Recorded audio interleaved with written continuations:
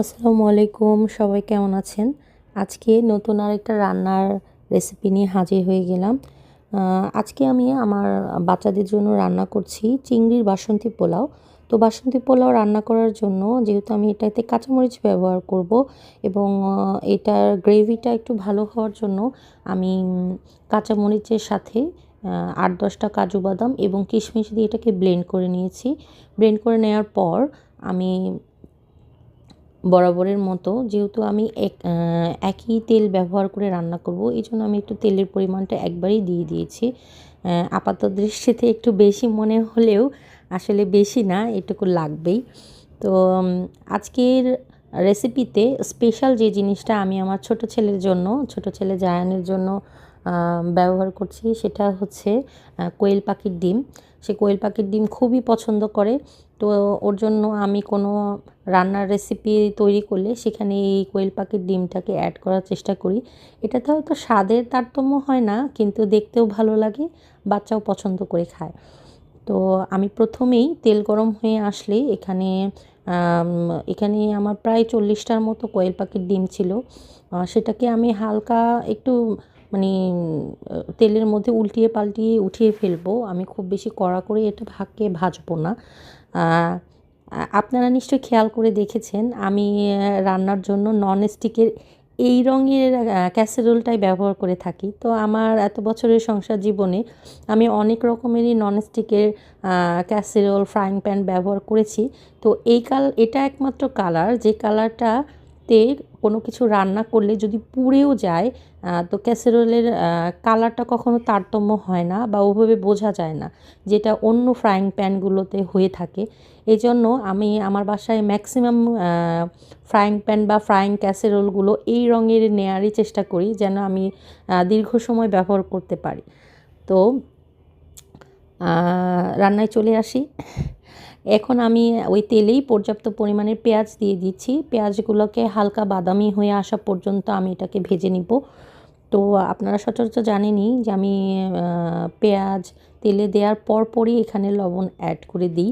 তো আজকেও একটু দিয়েছিলাম। তো এখন আমি গোটা মশলাগুলো দেখাচ্ছি আমি কি কি ব্যবহার করব। এখানে আছে এলাচি, কালো গোলমরিচ ২-৩টা দিয়েছি আমি, কাবাব চিনি এবং তেজপাতা, দারুচিনি, আর সাথে দিয়েছি সামান্য শাহি জিরা এবং নর্মাল জিরাও ছিল। তো এ পর্যায়ে আমি এখানে রসুন বাটা, আদা বাটা যোগ করে দিচ্ছি। যেহেতু আমি মশলাটাকে এখানেই কষিয়ে নিব এবং এটাতে কষিয়ে নেওয়ার পরে আমি এখানে চিংড়িও অ্যাড করব এবং চিংড়িটাকে উঠিয়ে নিয়ে এই একই মশলার মধ্যে আমি পোলাও রান্নার যে চালটা আছে সেটাকেও আমি ভেজে নিব।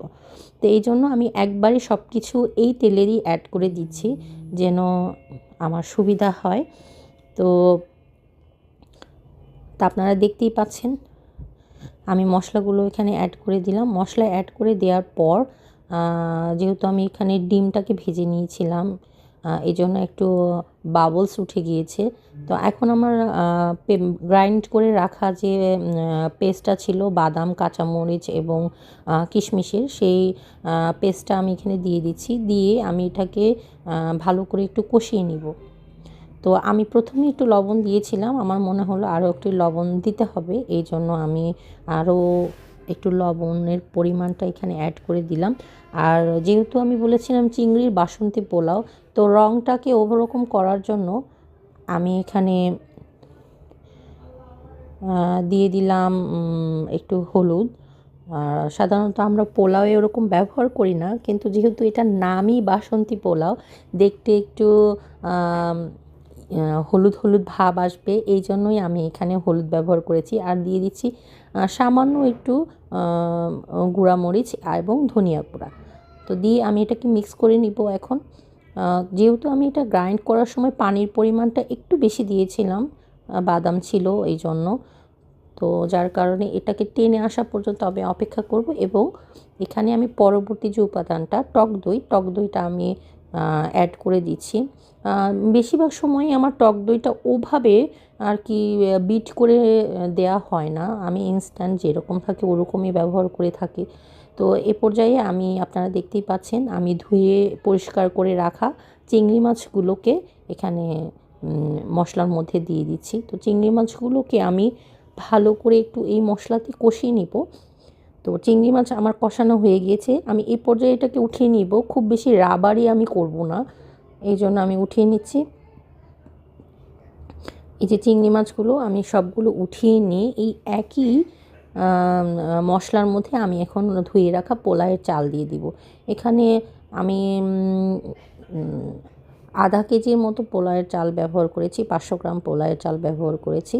তো আপনারা দেখতে পাচ্ছেন আমি আগে থেকেই ধুয়ে পোলাওয়ের চালটাকে আমি একটা স্ট্রেনারে রেখে দিয়েছিলাম পানিটা ঝরে যাওয়ার জন্য, এবং পানি ঝরে যাওয়ার পরে ঝরঝরিয়ে চালটাকে আমি মশলায় দিয়ে দিয়েছি এবং কষিয়ে নেওয়ার পর যখন এরকম একটু তেল উঠে আসবে তখন এখানে আমি পর্যাপ্ত পরিমাণ দুধ দিয়ে দিচ্ছি, লিকুইড দুধ।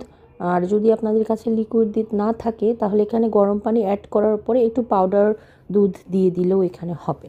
তো আমি পরিমাণ মতো দিয়ে আমি একটা ঢাকনা দিয়ে এটাকে ঢেকে দিব। যখন আমার পানির পরিমাণটা একটু চালের গায়ে গায়ে চলে আসবে তখন এখানে আমি ডিম এবং তুলে রাখা চিংড়ি মাছগুলো অ্যাড করে দিব এবং দিয়ে দিব আস্ত কাঁচামরিচ দিয়ে দেওয়ার পরে উপরে থেকে একটু বাদাম এবং কিশমিশ দিয়ে দিব, দিয়ে একটু উল্টিয়ে পাল্টিয়ে এটাকে আমি ঢেকে দিব।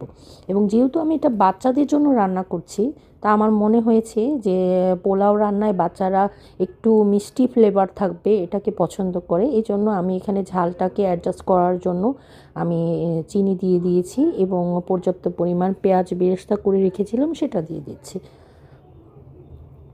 পেঁয়াজ বেরেস্তা দেওয়ার পর আমি এটাকে মানে চুলাটাকে একদম লো করে আমি এটাকে ভাপে রেখেছিলাম। আর এই যে আপনারা দেখতেই পাচ্ছেন আমার চিংড়ির বাসন্তী পোলাওটা রেডি। আপনারা আমার রেসিপি ট্রাই করে দেখবেন, দেখে আমাকে অবশ্যই জানাবেন আমার রান্নার রেসিপিগুলো আপনাদের কাছে কেমন লাগছে। আপনাদের মতামত অবশ্যই আমার কাছে গুরুত্বপূর্ণ। সবাই ভালো থাকবেন।